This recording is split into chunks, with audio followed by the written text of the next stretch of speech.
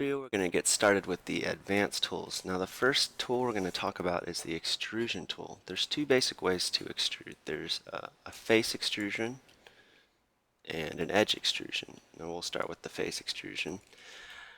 Now notice I'm in the component mode for the faces, and I have the face selected and I hit extrude.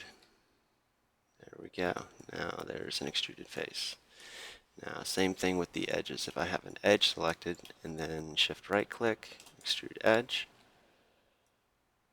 now I can use extruded edge.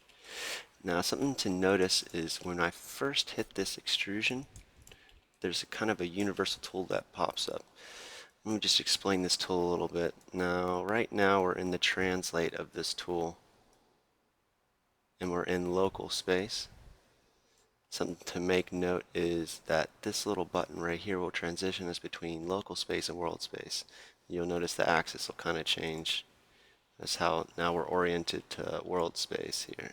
See how that is the same as right here. Now we're in local space. Let's see, changing the axis.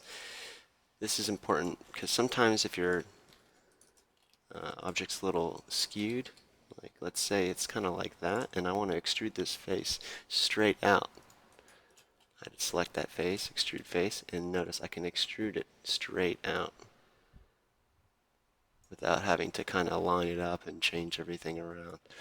Now the other things that you can do with this, not only just translate, but notice if I select a little box here, this is going to bring us into the scaling mode of this universal tool. Now I can scale in all directions, or if I just want to scale in one direction.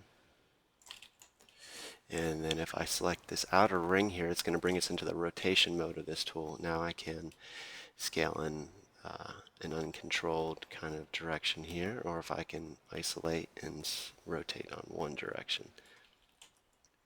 And that's pretty much the basics. The one last thing to keep in mind is making sure that whatever you have selected is what you want extruded, because if you have other things selected, it will extrude them no matter what. It extrudes everything that is currently selected. So say you want to extrude this, but you accidentally select that back edge, it will also extrude that one, and you'll get some really weird looking geometry.